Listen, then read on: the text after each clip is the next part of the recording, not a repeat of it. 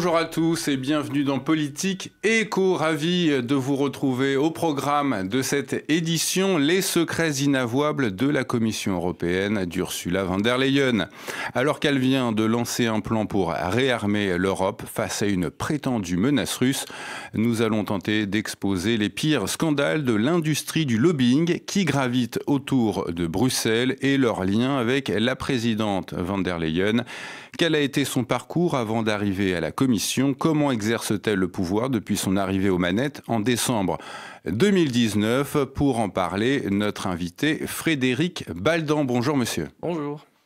Frédéric Baldan, vous êtes ancien lobbyiste, vous avez passé 10 ans au cœur des institutions de l'Union européenne et vous publiez l'ouvrage que voici et dont on va parler dans un instant. Ursula Gates, la compromission par les lobbies, aux éditions Droit et Liberté, que vous pourrez d'ailleurs retrouver sur la boutique en ligne de TV Liberté. Alors Frédéric Baldan, commençons. Je suis un peu obligé de commencer par là, mais voilà. Un ancien lobbyiste qui dénonce la compromission des droits fondamentaux par le trafic d'influence des lobbies, c'est un peu surprenant. Ça tient peut-être au fait que j'ai un profil un peu atypique déjà, donc dans ma ville natale, en fait, j'ai été militant de la transparence avec plusieurs ONG ou confronté à des ventes d'immeubles publics pour montant symbolique. On a appris en fait à faire des demandes de transparence, à comprendre la mécanique de l'utilisation de ces droits. Et en fait, on était vraiment face à des abus manifestes au niveau local. Et ça a créé une véritable expérience du fonctionnement de ces droits fondamentaux. Et c'est ce qui a fait que plus tard, quand j'étais confronté en tant que lobbyiste, mais je travaillais pour des petites entreprises qui, par exemple, faisaient l'objet d'une concurrence déloyale par de plus grands monopoles, donc des grandes entreprises qui étaient avantagées par la réglementation. Ça m'a permis, en fait, dans ce cadre-là, un peu par hasard, donc j'étais présent pour des questions d'aviation et de formation de pilotes au Parlement européen, de comprendre qu'en fait, il y avait une destruction de la Charte des droits fondamentaux de l'Union européenne par la Commission européenne qui, normalement, est celle qui doit la faire appliquer. Et j'avais connaissance, grâce à mon expérience locale, je viens d'une petite ville qui s'appelle Oui, et j'avais lu l'intégralité du code pénal dans la partie qui a trait aux infractions imputables aux fonctionnaires et aux dépositaires de l'autorité publique. Et donc, j'ai pu voir au Parlement européen que des infractions pénales en droit belge avaient été commises par des fonctionnaires et des politiques. Donc voilà, c'est ça qui a fait que j'ai une petite particularité. Alors Frédéric Baldan, on a évidemment lu votre ouvrage avec beaucoup d'intention, une enquête très fouillée qui révèle des scandales. En chaîne, vous dites ceci: l'Union européenne viole notre contrat social, l'appauvrissement et les restrictions de liberté subies ces dernières années n'en sont qu'au commencement. Qu'est-ce que vous répondez à ceux qui pourront vous accuser de populisme, de complotisme? D'abord, c'est qu'alors il serait quand même assez mal informé et il n'aurait pas le sens des réalités pour le moment. C'est-à-dire le projet initial vendu à la population, c'est de dire nous faisons une union, donc pas l'Europe, c'est un mauvais terme, l'Union européenne. Pourquoi? Pour la paix, pour la prospérité et pour l'union dans notre diversité à échelle continentale. Aujourd'hui, en matière de paix, on n'y est plus tellement, et en matière, c'est assez visible que les institutions n'ont plus cette intention, mais aussi en matière de prospérité, tout le monde comprend bien que les contraintes sur nos logements, nos voitures et le reste sont de plus en plus lourdes. Les contraintes sociales, quand on prend l'exemple du EU Digital Covid Certificate que vous connaissez en France sous le nom de passe sanitaire, c'est une mesure tout à fait liberticide et illégitime. Donc on voit bien en fait un durcissement, un rétrécissement de nos espaces de liberté, une disparition de nos droits. Et on voit que par exemple le pouvoir d'achat des gens finit par être presque réduit à zéro. Pourquoi? Parce qu'on est écrasé par la dépense publique, ces gestions scandaleuses, dont celle des vaccins de Pfizer, qui n'est juste qu'un exemple parmi plusieurs d'une très mauvaise gestion, ce que l'administration d'ailleurs a fini par appeler même de la maladministration, où la médiatrice de l'Union européenne a fini par donc ce qui est celle qui doit normalement arbitrer quand il y a un litige avec la Commission européenne en matière de transparence, par exemple, elle a considéré que la Commission était comme la mafia italienne. Donc elle a eu des mots très durs, c'est une ancienne journaliste, elle est quand même sérieuse, c'est une femme qui a de la retenue et qui est modérée, mais on est passé d'une époque où on était dans l'indifférence de ce qu'étaient les institutions européennes, personne ne s'y intéressait, à aujourd'hui une prise de contrôle quasi totale par des institutions, dont par exemple la Commission. Mais vous dites, les institutions n'ont jamais eu besoin de fonctionner dans le secret, elles cultivent l'ignorance et le désintérêt des peuples. Ah oui, en fait, avant la période Covid, c'était quand même assez marqué. Donc, en étant à l'intérieur, on voyait bien que la presse ne s'intéressait pas à ce qui se passait à Bruxelles. C'était vraiment très minoritaire, et même dans votre actualité, en général, c'est assez faible par rapport au niveau national. Par contre, en matière de prise de pouvoir et de prise de décision aujourd'hui, on voit bien que la quasi-totalité de la décision passe par les institutions européennes et est imposée aux États membres. D'ailleurs, c'est même reconnu assez bien dans des documents que j'ai pu identifier, des documents de travail de la Commission européenne qui dit bien, on a un agenda, on l'applique aux États membres et on vérifie que les États membres le respectent. Donc ça veut bien dire que ça ne part pas d'une volonté populaire pour remonter au niveau national, pour en fait commander à une institution, éventuellement dans le principe du respect de du principe de subsidiarité, de prendre la meilleure décision collective. Donc on voit bien que c'est tout à fait inversé par rapport au principe de la démocratie. L'agenda, c'est pas du tout un mot en l'air, puisque l'agenda, c'est l'agenda 2030 de l'Union européenne qui est imposé par l'ONU à l'Union européenne. Mais on en parlera après. Avant d'en venir à Ursula von der Leyen, je vous propose de nous expliquer comment fonctionnent les lobbies à Bruxelles, quelles sont leurs méthodes, les méthodes de cette industrie. Vous parlez d'industrie des lobbies et vous parlez aussi de capitalisme de connivence. Alors j'ai dû le développer en long et en large parce que c'est un monde que les gens ne connaissent pas et je ne pense pas que j'aurai le temps ici de faire la liste exhaustive des procédés, mais il y a quelques techniques, par exemple ce qu'on appelle le Stakeholder Management Strategy, donc c'est la gestion des parties prenantes. C'est en fait envisager un preneur de décision par toutes les personnes ou toutes les personnes physiques et morales qui peuvent l'entourer. Et donc, en fait, on agit via l'entourage pour agir finalement sur la prise de décision. Les gens ont un peu de difficulté à comprendre ce qu'est le lobbying. Certains considèrent que c'est de la corruption bête et méchante. En fait, c'est simplement des pratiques et techniques qui permettent d'aliéner en fait la décision publique en agissant sur les preneurs de décision. Et donc parler d'ingénierie sociale, par exemple. C'est une possibilité. Il y a aussi les stratégies de compromission, c'est-à-dire que vous avez la corruption, c'en est une, qui est pour le coup illégale, mais vous avez aussi les flatteries d'ego. Là, je crois que ça m'a beaucoup aidé d'avoir Ursula von der Leyen, parce que quand vous regardez la quantité de prix, récompenses et de couvertures de magazines qu'on lui offre, en fait, vous en faites la traçabilité dans le temps et vous identifiez quels sont les lobbies qui soutiennent ou payent ces récompenses et ces couvertures de magazines. Oui, la starisation d'ailleurs que vous dites, elle a été beaucoup organisée par Klaus Schwab du World Economic Forum. Alors, on voit par exemple dans le cas du lobby qui est le WEF, qu'ils ont eu recours par exemple à des stars de cinéma pour attirer de l'audience, que ce soit des chefs d'entreprise, des politiciens. Leonardo DiCaprio, par exemple. C'en est un, voilà. Et ça a un effet assez séduisant. Et après, ces politiques et fonctionnaires ont l'impression de faire partie d'une élite, d'une jet set qui est exactement la même que ces stars. Donc, c'est un procédé qui est, en gros, comment on les attire vers nous. C'est quelque chose qu'on peut retrouver dans ce milieu. Combien de lobbyistes circulent dans les couloirs de la Commission européenne ? Alors en fait, c'est très compliqué d'abord de savoir combien, parce qu'on a une base de données déclarative et en fait, on y déclare un peu ce qu'on veut. Ça veut dire que certaines personnes ne sont pas déclarées. C'est même très intéressant de voir, par exemple, je prends l'exemple de Chatham House qui reçoit des fonds européens, mais qui n'est pas déclaré dans le registre de transparence des lobbies.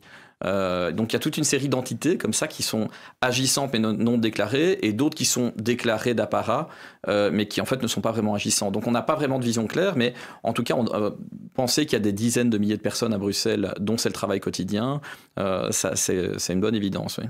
Alors, vous citez Chatham House, qui est un lobby britannique. Il y en a beaucoup d'autres.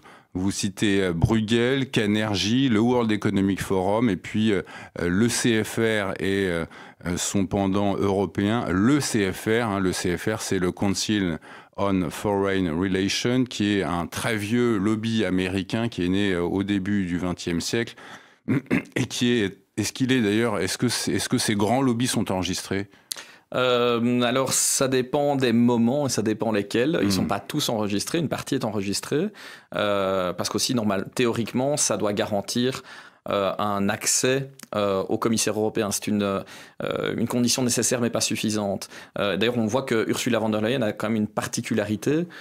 Parmi les lobbies, j'ai par exemple identifié un cabinet de conseil un peu surprenant qui est, vous vous souvenez de cette histoire de l'infirmière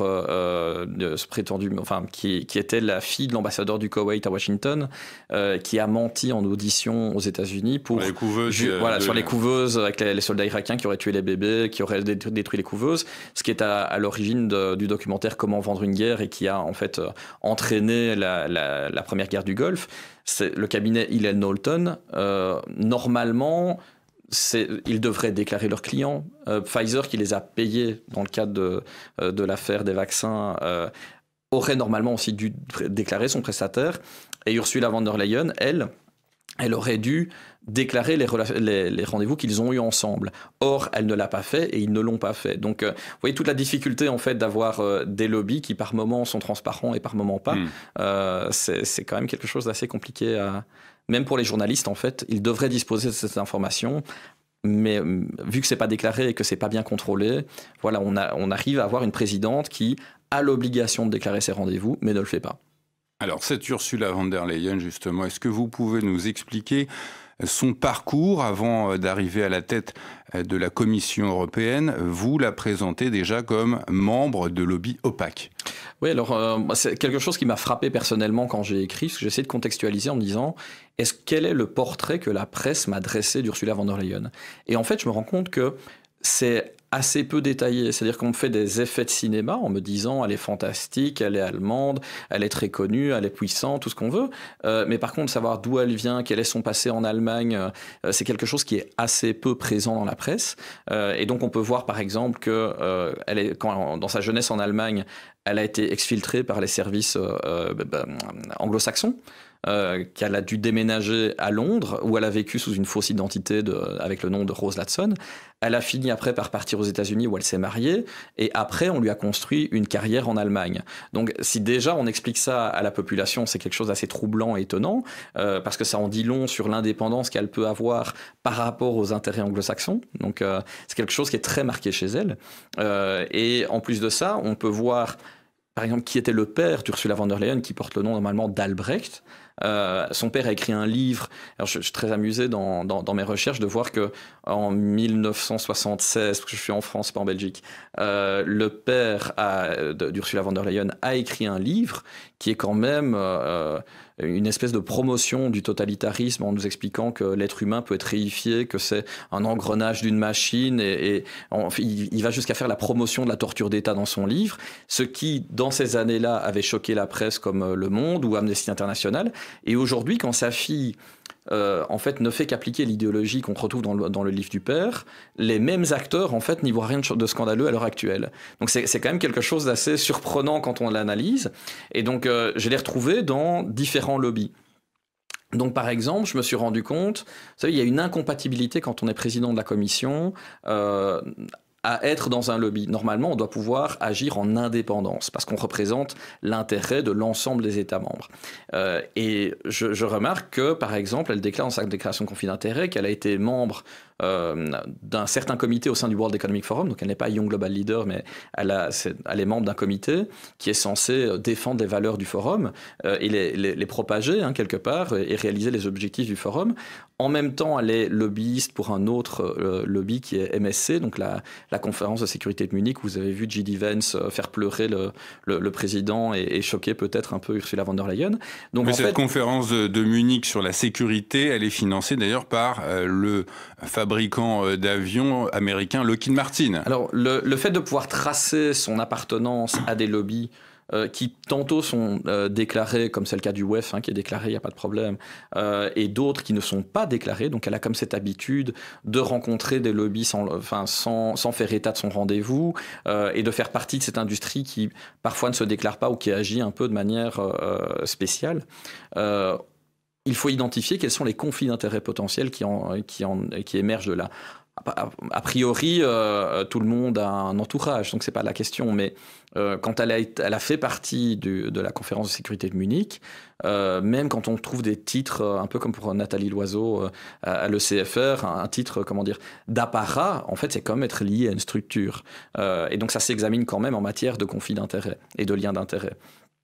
Et donc on a pu voir que des lobbies de la crise sanitaire étaient des lobbies qui étaient membres du World Economic Forum, soutiens du World Economic Forum, et qui étaient aussi derrière la conférence de sécurité de Munich. Et donc, qu'est-ce qu'on voit ? On voit une présidente qui, au final, dans son premier mandat, à partir de 2019, a servi l'intérêt financier des géants de la tech, donc du digital, des données, et l'industrie pharmaceutique. Dans son deuxième mandat, elle essaye de servir l'intérêt de l'industrie de l'armement. C'est intéressant de voir qu'en fait, ce sont l'ensemble des industries qui sont en lien avec ces conflits d'intérêts. Et donc là, on ne peut pas imaginer que c'est une erreur ou une coïncidence. Ça veut dire qu'elle a été mise en place et soutenue, alors qu'en fait, elle est quand même relativement détestée de l'autorité publique. Je peux même citer Jean Quatremer qui l'a avoué publiquement, donc il n'y a pas que moi. Cette femme est maintenue envers et contre tout en place. Et ça parce qu'elle ouvre un pont d'or à tous les lobbies, à la manne financière des contribuables européens, quoi. Alors, elle accepte de faire un coup d'État en s'arrogeant des compétences qui ne sont pas les siennes et en mettant en parallèle des dépenses avec l'argent public qui sont hors de son budget. Et vous revenez d'ailleurs aussi dans votre ouvrage, Frédéric Baldan, sur ces centaines de millions d'euros qui ont été distribués apparemment totalement inutilement au fameux cabinet de conseil qu'on connaît bien maintenant en France, McKinsey, le cabinet de conseil américain que M. Macron a utilisé à hauteur de 2,5 milliards d'euros jusqu'en 2021.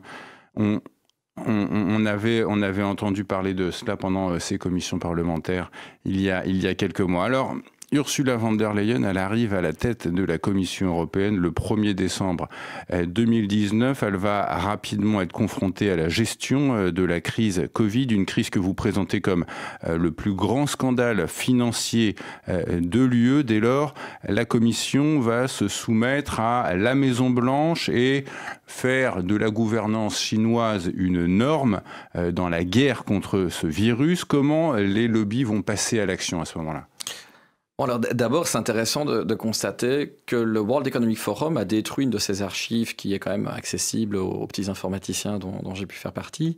En fait, quand Ursula von der Leyen est devenue présidente de la Commission, elle acquiert un titre, l'équivalent des membres de famille royale ou des diplomates, qui est son Excellence. D'accord, elle adore ça, c'est très bien pour elle, ça flatte son ego. Mais sur le site du World Economic Forum, on voit qu'à partir du moment où elle a été désignée comme présidente de la commission, le WEF adapte son nom dans son comité et écrit « Son Excellence Ursula von der Leyen ». La race des seigneurs. Mais c'est intéressant parce qu'en fait, les traités européens lui interdisent d'être membre de ce lobby et en même temps président de la commission. Or, si le WEF adapte sa page en la décrivant comme son excellence, ça veut bien dire qu'elle est toujours quelque part soit en fonction de manière officielle ou officieuse. Là, c'est officiel. Et donc, ils ont fini par corriger, détruire cette archive, mais ça montre bien qu'il y a un manque d'indépendance qui est assez violent entre eux. Vous soulignez le rôle particulièrement important de ce lobby, le CEPI, qui a son équivalent en Europe, qui s'appelle HERA. Alors, c'est pas vraiment un équivalent. C'est-à-dire que l'industrie pharmaceutique a compris quelque chose. Quand on a une crise, en fait, vu qu'on crée une panique, la demande pour un produit connaît un pic très fort parce qu'il y a une volonté très forte d'obtenir une solution à un problème qu'on nous a décrit ou peu importe si on a été hystérisé ou non. Et pour pouvoir saisir l'opportunité financière qui correspond à cette hystérie, il faut être capable de délivrer des produits le plus vite possible, peut-être même avant que les gens se rendent compte qu'en fait, ils n'ont pas besoin de ce produit. Et donc, ce qu'ils ont identifié comme problème notamment, c'est les cadres réglementaires. Mais ces cadres réglementaires, en fait, pour vous et pour moi, c'est d'une garantie de transparence et de sécurité. Ça veut dire que normalement, c'est une agence qui devrait être plus ou moins indépendante, l'agence du médicament, qui doit vérifier de manière convenable que les produits ont été testés correctement, ne sont pas dangereux, sont bien produits. Et en fait, on s'est rendu compte à l'occasion de cette crise que tous ces cadres quasiment ont sauté. Où ils ont été maintenus, mais juste pour la forme. Quand on regarde l'évaluation de ces produits et les problèmes aujourd'hui qu'on comprend de qualité de production, parce que vous savez l'industrie a eu beau jeu avec ses cabinets de conseil en lobbying de vous insérer dans un clivage pro-vax, anti-vax, mais il y a des questions qui ne sont pas clivantes. Est-ce que l'industriel a correctement produit le vaccin qu'il a vendu, ouais. Un peu indépendamment de ce qu'on en pense. La question de la qualité de production, c'est pas une question de science, c'est une question de fait. Donc c'est quelque chose d'assez intéressant de voir que de plus longue date, donc avant la crise, ils se sont mis à plusieurs. Donc par exemple la Fondation Bill et Melinda Gates, par exemple le World Economic Forum ou le Wellcome Trust. Alors c'est les lobbies, ce sont des lobbies majeurs dans la crise. C'est pas mon opinion personnelle, c'est même relayé par l'agence de communication politique. Donc c'est pas un scoop vraiment incroyable, mais on se rend compte qu'au travers de CEPI, ils ont voulu faire sauter ces cadres réglementaires. Et donc comment ça s'est matérialisé? Ursula von der Leyen a une drôle d'idée qui est d'engager un conseiller personnel qui s'appelle Peter Piot et qui est un baron belge. Alors quand on se renseigne sur Peter Piot, c'est assez marrant parce qu'on se rend compte que pendant la période où il est expert soi-disant indépendant, il bénéficie d'un crédit de recherche qui lui vient de la fondation Bill et Melinda Gates. Donc c'est quand même un peu curieux. Ça veut dire que c'est un lobby majeur de la crise qui rémunère l'expert qui doit être indépendant, qui conseille la commission. Et en même temps, Peter Piot, il est lié à ce lobby CEPI, dans lequel il intervient. Et qu'est-ce qu'on voit? On voit que une de ses actions à côté d'Ursula von der Leyen a été de pousser pour mettre en œuvre une nouvelle agence qui aurait comme utilité de bypasser tout ce qui existait comme contrainte réglementaire et d'acheter en fait directement des produits comme les vaccins. Et donc c'est ce qui a été fait. Et donc, c'est par exemple les dernières doses que vous avez vues, les 146 millions de doses de Moderna, elles n'ont pas été commandées vraiment de manière traditionnelle. C'est cette agence qui a commandé ces doses de manière directe. Et donc, ça crée une opacité qui est beaucoup plus grande. Donc voilà, on est quand même sur des conflits d'intérêts réguliers qui échappent parfois au commun des mortels. Ouais.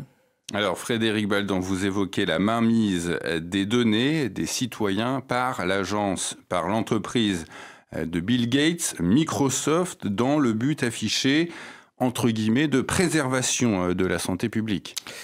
Alors, vous savez, c'est intéressant parce que même moi, dans cette période, j'avais dit à un journaliste d'investigation, mais pourquoi tu vas pas voir les lobbies pharmaceutiques pour essayer de savoir ce qui se passe, pour avoir de l'information de terrain? Et vu qu'il le faisait pas, j'étais un peu embêté. J'ai reçu une invitation un peu par hasard d'un lobby pharmaceutique à Bruxelles. J'ai fini par accepter de me rendre à l'événement auquel il m'invitait. Et donc, j'ai fini par découvrir quelque chose où on nous expliquait que les maladies rares et orphelines faisaient que l'industrie, pour trouver de nouveaux médicaments, a besoin en fait d'accéder à la totalité des données médicales de tous les Européens. Et donc, c'est ce qui a été fait par la suite avec un European Health Data Hub. Donc, on a pris nos données d'Européens qu'on a confiées à des multinationales et auxquelles on va finir par... on donne accès finalement à des laboratoires à ces données. Donc, c'est quelque chose qui est quand même... on ne nous a pas vraiment consulté sur le sujet. On nous l'a imposé à l'occasion d'une crise. Et c'était intéressant de s'interroger a posteriori sur... qui a été le sponsor de cet événement de lobbying à Bruxelles. Donc on y a retrouvé par exemple Microsoft et Pfizer. Donc c'est intéressant. On y a vu, dans leur première édition, ils ont fait la promotion de cette agence ERA. Et qui était présent comme invité VIP. On y retrouvait par exemple Ursula von der Leyen, on y retrouvait Olivier Véran, on y retrouvait Sandra Gallina, on y retrouvait Peter Piot. Donc c'est pour que les gens se rendent bien compte, C'est une sorte de salle Napoléon III, donc un très bel endroit où on fait des cocktails et des réceptions. Et en fait, quelque part, les lobbies exposent leur volonté. Les fonctionnaires viennent dire comment ils vont contribuer à la réalisation des objectifs des lobbies. Big Tech et Big Pharma pour faire exploser le secret médical, en gros. Oui, c'est un peu ça. Donc ici, c'est quelque chose qui était particulièrement choquant. Et c'est là qu'on peut voir, par exemple, moi quand je vois le lobby remercier Olivier Véran de son intervention, alors qu'il venait annoncer à l'époque que la France avait trouvé comme partenaire Microsoft, c'est quand même un peu malsain, hein, pour être honnête. Et tout en sachant que par la suite, il deviendra lobbyiste après sa carrière politique, et de savoir qu'il est intervenu dans le Lancet Gate. Il a pris des décisions qui étaient en lien avec ce scandale et qui n'étaient pas du tout opportunes et pas légales parce qu'elles étaient mal motivées. Donc c'est quelque chose d'assez intéressant de voir à quel point ces politiques que vous voyez au quotidien et dont vous n'arrivez pas à suivre le quotidien, vous les voyez juste dans les articles de presse que vous consultez, ils ont en fait des liens en permanence avec ces lobbies et dont ils sont proches. Donc en fait, quelque part, ils ont une relation beaucoup plus intime avec ces lobbies qu'ils l'ont avec vous, citoyens. Alors on va venir évidemment ensemble à ce projet de réarmement, mais avant ce fameux Pfizer-Gate, ces discussions par SMS entre Ursula von der Leyen et le patron de Pfizer, Albert Bourla, qui ont débouché sur une commande de 35 milliards d'euros. Qu'est-ce qu'il faut en retenir ? Bon, alors d'abord, c'est très confus pour moi parce que Ursula von der Leyen et Albert Bourla ne défendent pas la même ligne. Ça veut dire qu'Ursula von der Leyen, elle dit « j'ai agi dans le cadre de mon mandat, donc j'ai une immunité », ce qui est factuellement faux. Elle n'avait pas de compétences en matière de santé, elle s'est bien immiscée dans le processus, c'est relevé par la Cour des comptes, par la médiatrice, par tout le monde. L'avocate d'Albert Bourla, dans le cadre des audiences à huis clos, a reconnu devant un tribunal que s'il était vrai éventuellement qu'on violait notre droit à la transparence ou ne donnant pas la copie de ses messages ou contrats, son client, Albert Bourla, lui, avait le droit à la vie privée. Donc ça veut dire que pour l'un, elle agit en fonction officielle et pour l'autre, il agit dans le cadre de sa vie privée. Donc c'est quelque chose d'assez surprenant. Et c'est une espèce de mode opératoire qu'a créé Ursula von der Leyen. C'est-à-dire qu'en Allemagne, elle a déjà eu un problème de SMS. Elle s'est déplacée à Bruxelles. Alors elle a fait entre-temps quelque chose qui était intéressant, c'est qu'elle a créé un logement dans le Berlaymont, donc le bâtiment de la Commission européenne, où elle s'est domiciliée.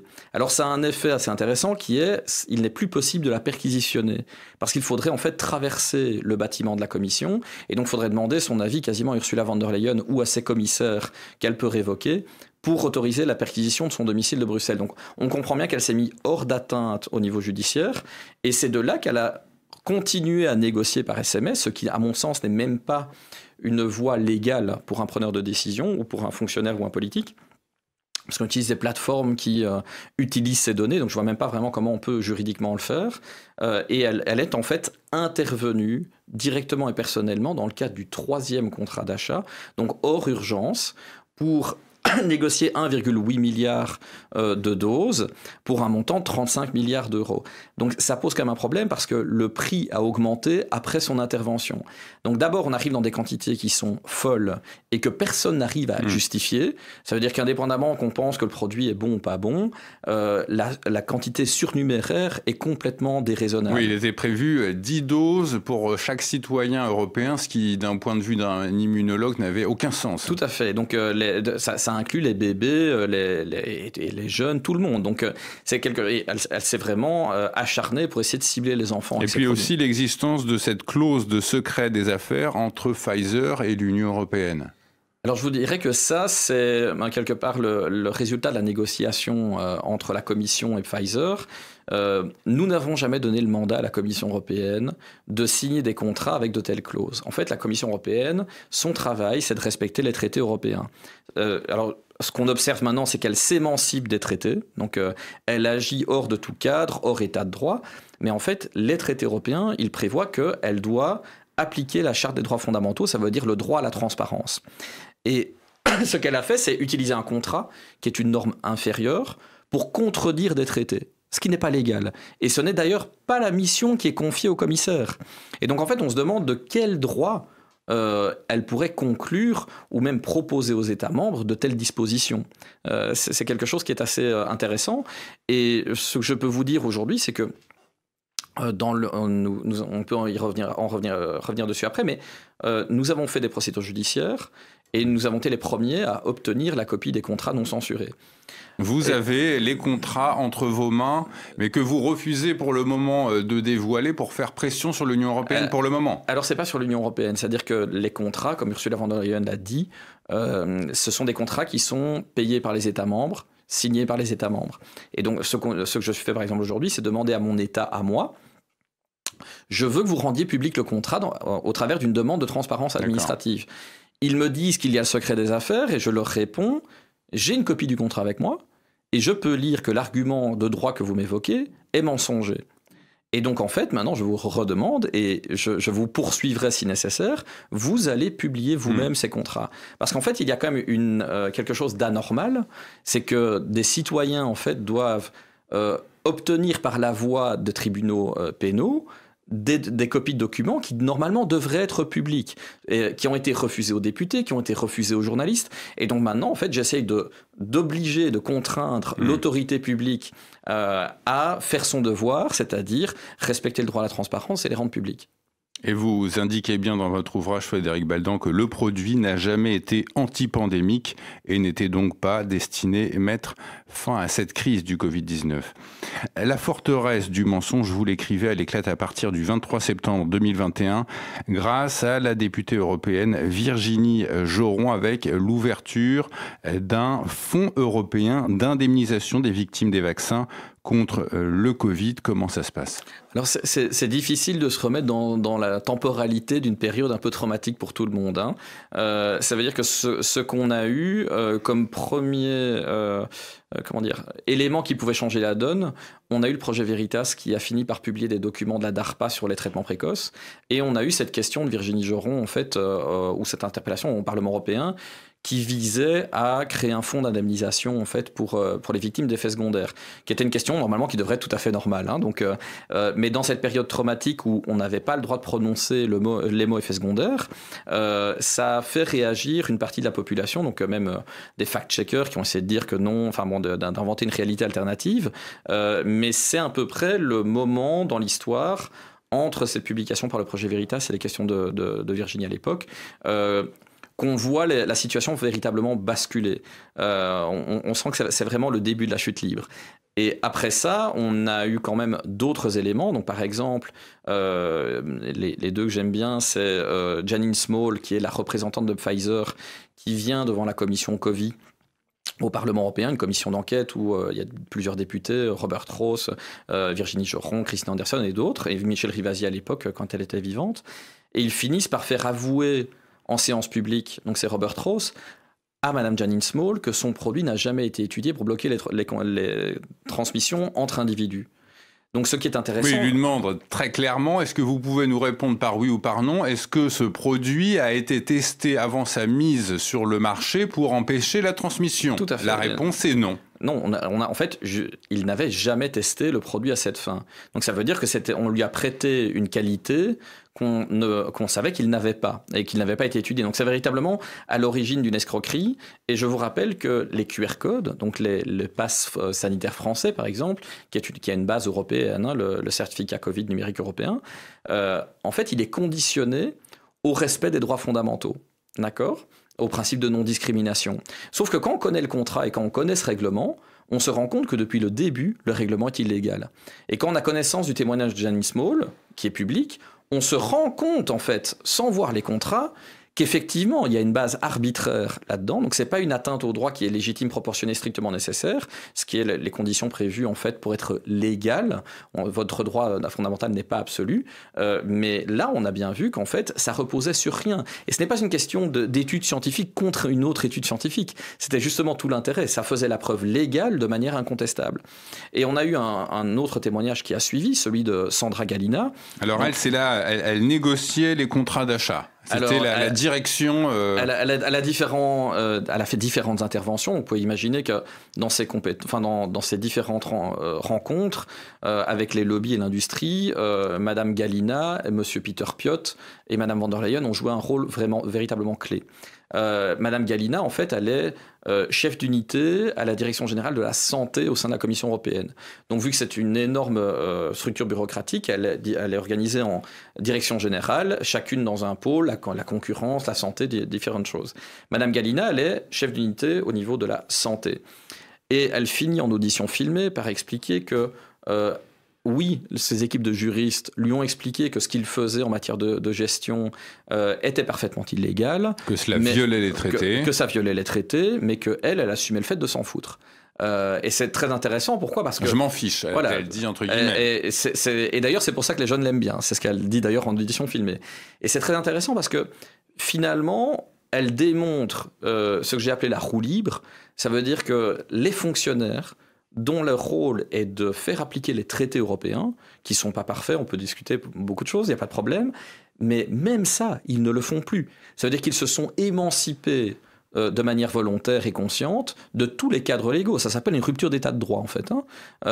Et ça leur semble tout à fait naturel, et dans leur petite bulle non contestée, et dans l'entre-soi, ils considèrent que c'est une nouvelle normalité, et c'est ce qu'on observe. Et c'est un phénomène qui n'arrête pas de discontinuer. Pourquoi ? Parce que l'impunité s'est installée. Parce que l'autorité judiciaire ne fait plus son travail de contre-pouvoir. Parce que la presse n'a pas fait son travail de contre-pouvoir de manière significative. Donc même vous dites les journalistes ont été corrompus par la pub et les subventions publiques payées pour distraire et diviser l'opinion. Moi, je suis toujours frappé, vous savez, donc je suis d'un pays particulier qui s'appelle la Belgique.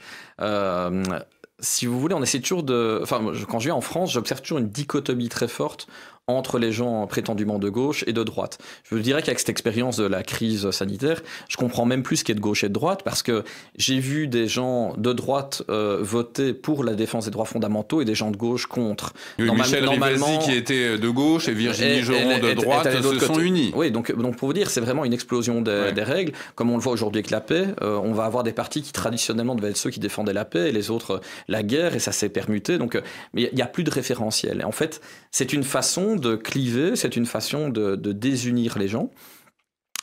Et donc, effectivement, c'est quelque chose qui est surprenant pour nous les Belges, et en tout cas, c'est plus marqué chez vous que chez nous. Et moi, en ayant vécu à l'intérieur des institutions, quelque part, je suis plus très naïf sur cette dichotomie. Pourquoi ? Parce que j'ai pu voir en fait des politiciens de gauche et de droite s'embrasser dans le Parlement européen et se vomir sur des plateaux de TV. Donc c'est clair que quand on a la moitié de cette information, on peut croire qu'il y a une sincérité là-dedans. Mais en fait, ce qu'on observe, c'est qu'il y a plutôt une perte de volonté de rechercher le bien commun. C'est-à-dire qu'ils sont tellement clivés à essayer de pousser à la détestation de l'un et de l'autre, et qu'on arrive à cette situation. On va assister à partir de ce moment-là à un déluge de signalements d'infractions. Le parquet européen ouvre une enquête, on est le 14 octobre 2022. Vous avez, Frédéric Baldan, personnellement porté plainte. Vous avez été d'ailleurs le premier avec constitution de partie civile le 5 mai 2023 contre Ursula von der Leyen auprès de la justice belge pour corruption, prise illégale d'intérêts, destruction de documents administratifs et usurpation à des titres et fonctions. Vous avez également déposé 2 requêtes les 23 et 30 mai auprès du tribunal pour l'Union européenne. Où en sont ces procédures ? Alors c'est un petit peu compliqué à expliquer parce que d'abord les gens ne savent pas ce qu'est le parquet européen. C'est une nouvelle structure. En fait, il y a eu un refus d'unanimité des États membres sur le fait de créer une justice pour l'Union européenne. Le parquet dit européen, au stade actuel, c'est une agence de l'Union européenne qui, un peu de manière technique, c'est une coopération renforcée entre les États membres visant à créer un parquet. Donc c'est pas une structure définitive, mais qui porte déjà le nom définitif pour mettre le pied dans la porte et nous obliger en fait à transférer la justice et le droit à la justice au niveau de la Commission européenne, ce qui n'est vraiment pas une bonne nouvelle en matière d'indépendance de la justice. Et donc le parquet européen, qui à l'époque apparaît comme au public comme étant un outil potentiel pour finir par organiser des poursuites, annonce par voie de communiqué qu'ils ouvrent une enquête. Le problème est que D'abord, c'est une structure qui est en dépendance extrêmement forte par rapport à la Commission européenne. Le budget de fonctionnement et de poursuite du parquet européen, il est décidé par la Commission européenne, ça veut dire Madame von der Leyen. Son infrastructure informatique, elle est confiée par la Commission européenne. Il y a une dépendance législative, donc quand le parquet voudra devenir un véritable parquet européen, il faut que la Commission européenne y mette son concours. Et finalement, on découvre en lisant les textes que Madame von der Leyen a une capacité de faire révoquer le procureur en chef du parquet européen. Donc on voit bien qu'en fait, c'est un simulacre de justice qui ne sert qu'à une chose, extirper le contrôle judiciaire au niveau des États membres et mettre ce pouvoir judiciaire dans les mains de la Commission européenne, comme elle essaye de le faire aujourd'hui avec la défense. Donc en fait, c'est de concentrer tous les pouvoirs en une seule main, celle de personnes non élues, qui rendent de compte à personne et qui ne sont plus touchables par les contre-pouvoirs. Donc ça c'est le point de départ de cette PPO. Nous avons fini par dire, en fait, vu que tout a été tenté, les journalistes du New York Times ont essayé d'obtenir ces messages. Ils ont essayé de saisir les tribunaux administratifs de la Cour européenne de justice. On a eu des députés européens qui ont fait des commissions d'enquête, qui ont essayé de les obtenir, des collectifs, des citoyens. Tout le monde a agi. La médiatrice européenne a été rembarrée, entravée. Encore une fois, elle parlait de comportement mafieux et de mafia en parlant de la Commission européenne et de maladministration. La Cour des comptes n'a pas eu accès aux documents qu'elle devait normalement obtenir. Donc on voyait bien que tout avait été tenté. Et donc j'ai eu cette idée un peu curieuse qui était de me dire, quand j'ai entendu Janine Small avouer que l'État en fait avait menti, enfin les États avaient menti, que les institutions européennes avaient menti sur les qualités du produit qui était vendu, à partir de là je me suis dit tiens, c'est marrant, dans mon expérience de ma ville natale, je me rappelle que c'est constitutif d'une infraction pénale. Donc, qu'est-ce qu'on va faire ? Vu que personne n'a déposé de plainte au niveau pénal, on va aller à Liège, on va déposer une plainte dans l'arrondissement judiciaire le plus proche de chez moi, parce qu'on a violé mes droits, et nous avons déposé plainte dans les mains d'un juge d'instruction qui s'appelle Frédéric Frenet. Alors, si au départ, j'étais tout seul, on a fini à peu près à 1000 plaignants dans le cadre de cette affaire. D'accord, avec des partis politiques de plusieurs pays européens, avec des citoyens un peu partout, des parents qui ont perdu leurs enfants. Il y a aussi des hôtesses, des pilotes qui ont été contraints par le pass et qui ont été durement touchés en matière d'effets secondaires. On a eu de manière très surprenante des États membres, donc par exemple la Pologne et la Hongrie, qui se sont joints à la cause. En matière de violation d'état de droit, ça doit aussi vous amener à quelque chose qui est, vous savez qu'elle a été reconduite et qu'elle a été proposée au poste de président de la Commission pour la seconde fois, en étant poursuivie pénalement par 2 États membres. C'est quand même unique dans l'histoire. Normalement, elle doit être choisie parmi les personnes les plus à même de représenter l'intérêt de l'Union, dont font partie ces 2 États. Donc on voit bien le ridicule en fait de la violation des traités, de la perte d'état de droit en continu. Et donc, avec la masse que nous avons formée, les éléments que nous avons amenés, le juge d'instruction, en fait, n'a pas beaucoup réfléchi. Il a essayé de faire son travail de manière indépendante, parce que c'est un régime qu'on a en Belgique, qui est un peu exceptionnel, les juges d'instruction indépendants. Et il transmet en fait son dossier, des réquisitions à la police judiciaire fédérale, une unité spécialisée dans la lutte contre la corruption. Et en fait, la police judiciaire aussi, elle fait un travail d'enquête, un peu naïvement. Et en fait, vu que le travail d'enquête finit par abonder dans notre sens, qu'est-ce qu'il se passe ? On voit le parquet européen récupérer notre dossier, en fait faire une ingérence dans ce dossier, sans avoir la moindre compétence, parce que eux, normalement, doivent s'occuper des atteintes au budget de l'Union européenne, pas l'atteinte au budget des États membres, d'accord ? Et Madame von der Leyen, elle a confirmé publiquement qu'il n'y avait pas d'argent de l'Union européenne dans le cadre de ces contrats. C'est d'ailleurs confirmé par les États membres qui, devant les tribunaux, ont dit « c'est nous qui payons ». Donc en fait, ce parquet est là uniquement pour être parasitaire, pour essayer de défendre Mme von der Leyen. Et ce qu'il fait, c'est, dans le cadre de notre procédure, demander, une fois que la police a avancé, qu'on arrête l'enquête judiciaire, qu'on arrête la procédure pour des questions, selon eux, d'intérêt à agir dans le cadre de la procédure. Et donc, d'une part, eux-mêmes, on découvre qu'ils détiennent un dossier secret sur la von der Leyen, qu'ils ont enquêté sur son mari, qu'ils ne l'ont pas suspendu, qu'ils n'ont pas signalé aux institutions européennes qu'ils enquêtaient officiellement sur elle ou sur un membre de sa famille.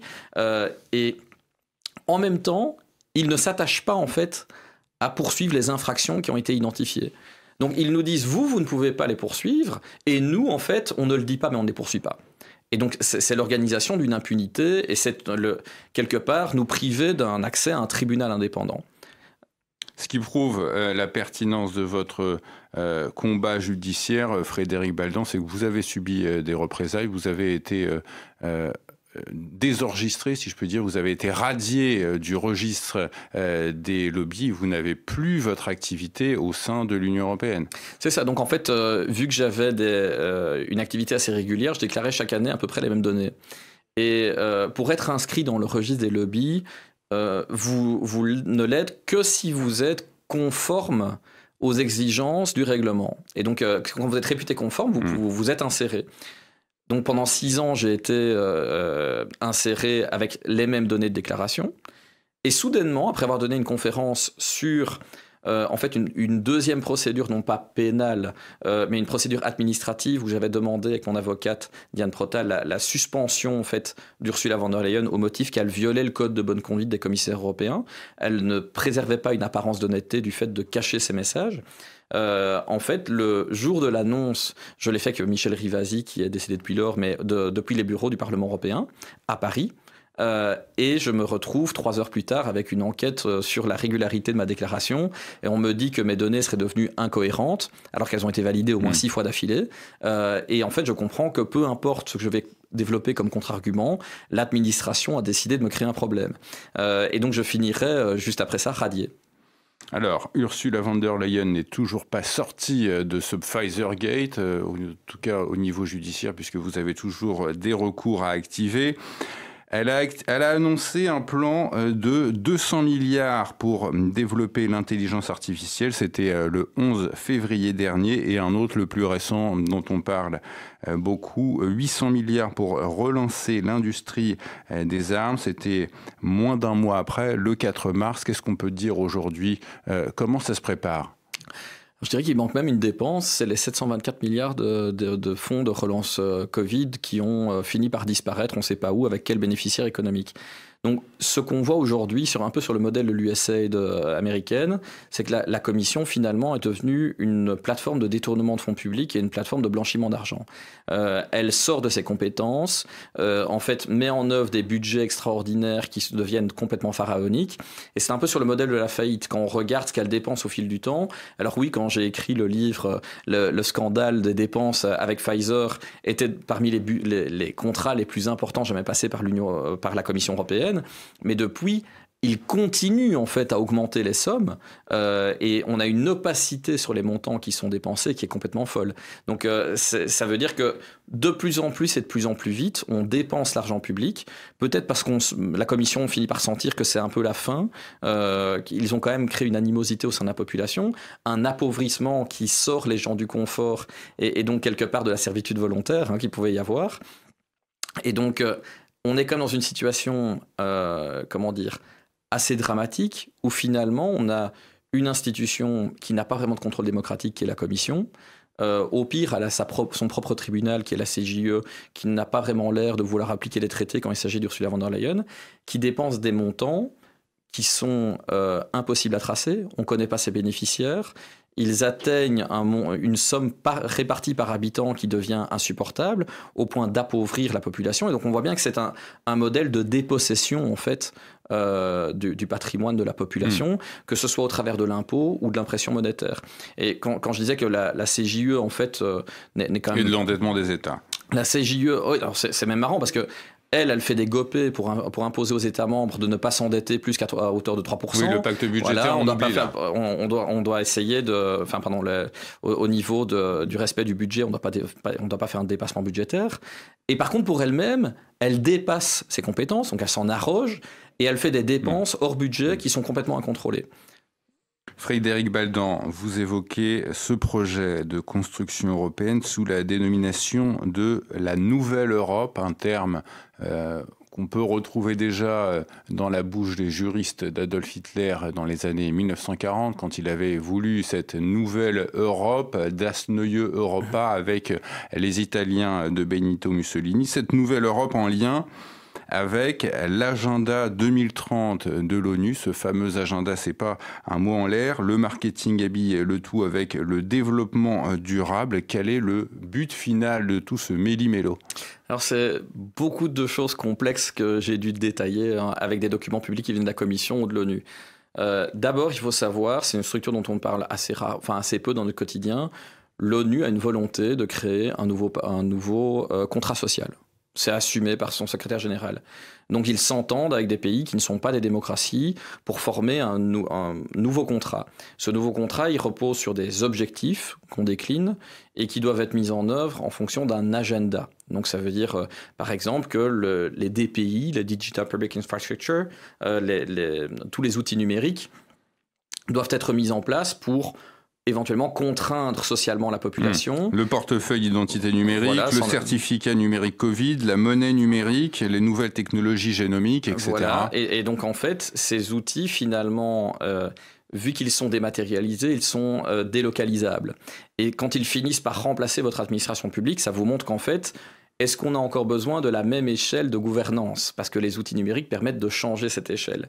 Donc il y a une difficulté en fait à ce niveau-là, c'est de comprendre que la décision, elle est formée à l'ONU qui ne sert pas à rien. Il y a bien des choses qui s'y passent. Qu'elle passe au travers de la Commission européenne, c'est pas une invention de ma part, c'est dans les documents de travail et on explique dedans que c'est la volonté de la présidente et on explique même que le World Economic Forum est partenaire de l'ONU pour déployer cet agenda et qu'ils s'entendent sur les objectifs communs. Donc c'est quand même c'est de notoriété publique, hein, c'est pas une invention de ma part. Et ça nous amène à en fait la modification de régime qui a lieu à l'heure actuelle chez nous. Cette gouvernance, d'ailleurs, je montre bien qu'elle est verticale, elle vient du haut, elle s'écrase sur le bas.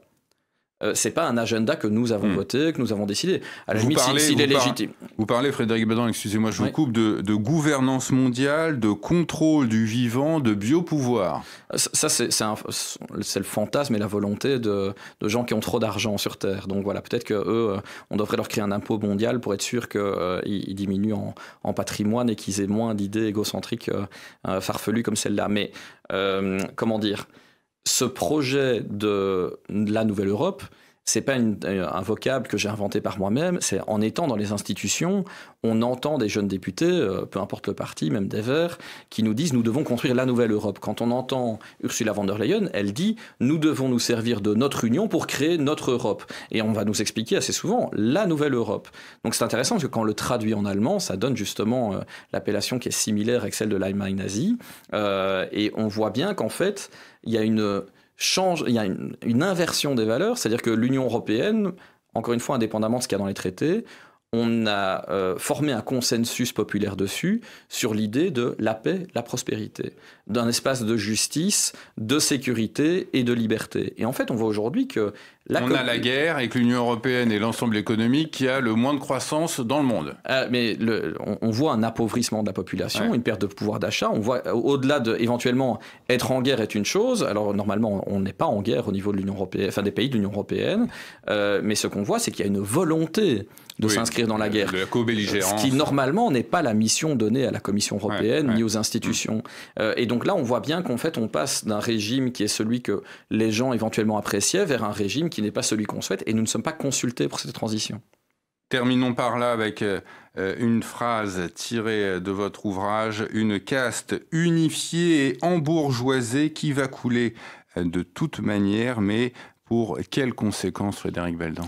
C'est-à-dire que, encore une fois, c'est un peu le modèle de la faillite. Donc, ces institutions sont en déroute, elles partent en roue libre, elles dépensent de plus en plus d'argent, appauvrissent de plus en plus la population, elles ont des idées de grandeur, elles sont ridicule à échelle internationale. Quand vous changez de pays, vous regardez ce qu'on pense de l'Union européenne, ça devient vraiment consternant. Et donc, elles n'ont pas besoin de nous pour s'effondrer. La question qui doit se poser aujourd'hui, c'est jusqu'à quel point on laisse les institutions dérailler, parce que ça entraînera un préjudice pour tout le monde. Et donc, en fait, c'est à nous aujourd'hui de réagir en s'opposant à cette dérive et pour limiter le préjudice pour la société. Moi, j'ai aucun doute quant au fait qu'elles ne sont pas durables, le futur qu'elles promettent n'est pas enviable, et donc, en fait, ils ne vont pas entraîner la population là-dedans. C'est un peu un fantasme quand on parle de ce projet de la Nouvelle Europe des années 50. Ça n'a jamais rien donné. Ça veut dire que c'est un projet de faillite construit contre les peuples et c'est pas une grande idée pour assurer un projet pérenne dans un futur qui est partagé par tout le monde. Donc quelque part, c'est juste une élite qui refuse, en vivant dans l'entre-soi, de perdre une partie de ses privilèges, qui en veut toujours plus en matière d'avantages, de richesses et de privilèges, et c'est pas quelque chose qui est durable. Donc, quelque part, inverser le rapport des richesses quand on arrive à 100% et à zéro, il n'y a plus rien derrière. On ne sait pas aller plus loin. Donc, quelque part, il y a un horizon indépassable et ils ne le dépasseront pas. Donc, Frédéric Baldan, merci beaucoup d'avoir été avec nous, d'avoir répondu à notre invitation. Je rappelle à nos téléspectateurs le titre de votre ouvrage, Ursula Gates, la compromission par les lobbies, édité chez Droit et Liberté. Et tout de suite, vous pouvez retrouver la chronique économique et financière de notre ami Philippe Béchade. Et quant à nous, on se retrouve la semaine prochaine. À bientôt, salut.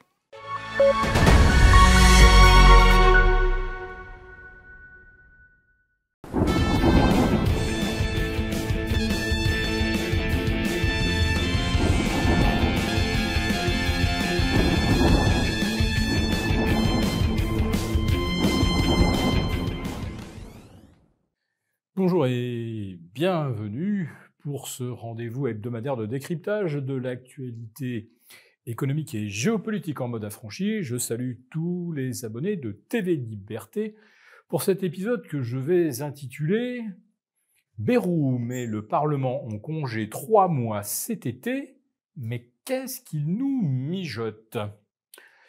Ouais, dans l'histoire de la Ve République, ce n'est pas arrivé souvent de voir notre Parlement mis en congé du mois de juin au mois de septembre. Généralement, les sessions s'interrompent entre mi-juillet et fin juillet. Alors bien sûr, il y a eu l'exception de la dissolution de l'Assemblée en 2024, mais là, on ne sait pas trop où est-ce que M. Bayrou veut nous emmener. À moins que le but ne soit justement de nous emmener nulle part, de façon à ce que le gouvernement ne puisse être exposé à un 49.3 durant l'été, au cas où il délivrerait de nouvelles lois un peu à la sournoise et qui ne feraient pas l'affaire des contribuables. De toute façon, depuis 2017, à part les contribuables ultra riches, citez une seule mesure qui ait été une fois favorable aux contribuables. Alors, parmi celles qui nous attendent, le 2 avril, la hausse des tarifs du gaz, le 31 décembre 2025, fin de la tarification de l'électricité en fonction des modes de calcul de l'Arenh, qui n'était déjà pas un cadeau. On s'en est aperçu avec la flambée du prix du gaz. Depuis 2022, le coût de l'électricité a doublé en fait en l'espace de 4 ans. Et avec la nouvelle tarification mise en place début 2026, eh bien, il faut s'attendre à ce que le kilowatt soit délivré à un minimum de 3 € aux consommateurs. Alors oui, c'est vrai qu'on calcule plutôt en gigawatts quand on est dans l'industrie, mais le résultat est le même. Il faut encore s'attendre peut-être à 15 ou 20% de hausse des tarifs de l'électricité. Et ce n'est pas tout, parce qu'en plus de la modification du calcul du prix de l'énergie, on va nous rajouter encore de l'énergie renouvelable, des éoliennes, des champs de panneaux photovoltaïques. Si l'on tenait le calendrier qui consisterait à faire passer de 20 à 40% l'énergie produite en renouvelable, cela pourrait faire encore grimper mécaniquement les prix de l'électricité de 50% d'ici 5 ans. Bah oui, parce qu'on fera la moyenne entre le prix du kilowatt produit au nucléaire avec une nouvelle tarification, bien moins favorable que celle que nous suivions depuis une dizaine d'années. Et puis il y aura bien sûr l'intégration du prix de l'électricité produit par des sources intermittentes, derrière lesquelles d'ailleurs il faut rajouter, comme vous le savez, eh bien, de quoi justement piloter l'énergie jour et nuit, qu'il y ait du soleil ou pas, et que le vent soit tombé ou non, avec naturellement du gaz. Et, ah bah tiens, Du nucléaire. Donc pourquoi en fait faire de l'intermittent si on pouvait se contenter de faire du nucléaire? Ne cherchez pas trop la réponse, vous la devinez, l'argent du contribuable va dans la poche de ces installateurs de panneaux et d'éoliennes.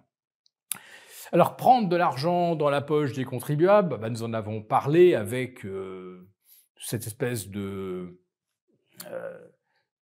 d'ersatz de private equity consistant à investir dans des valeurs impliquées dans l'armement. Alors il y aura des grandes valeurs cotées naturellement, et puis il y aura également de nombreuses valeurs non cotées, dont on ne sait pas si d'ici 5 ans, elles auront réussi à émerger, à survivre, ou si au contraire, comme souvent, leur destin aura été de courte durée. En tout cas, de l'argent bloqué pendant 5 ans sans aucune garantie de retrouver son capital à la sortie, à part des grands initiés qui investissent dans des boîtes qu'ils connaissent bien sur le private equity, cette formule-là, ça s'appelle simplement de la confiscation. Et puis, pour s'assurer que les Français restent dans un état d'esprit, d'anxiété par rapport aux besoins de reconstruire de la défense, on continue bien sûr de nous faire peur avec le risque russe, avec la grande messe du 27 mars dernier. On nous a refait le coup de Poutine est le coupable de tout. C'est donc lui qui doit payer. Pas question de faire la paix à l'américaine. Nous, on continue la guerre et on continue de soutenir Zelensky. Alors là, on parle de 2 milliards. Alors on nous objecte, mais non, ce n'est pas un don de 2 milliards qui va coûter aux contribuables.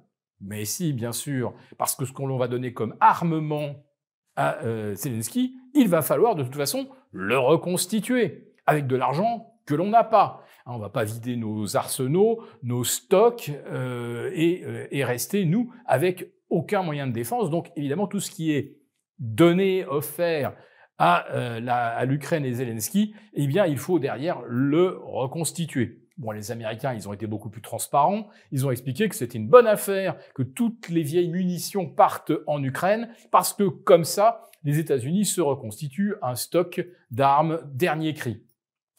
Alors, donc, je vous disais que pour entretenir ce climat d'anxiété, on va adresser aux Français un fameux manuel de survie.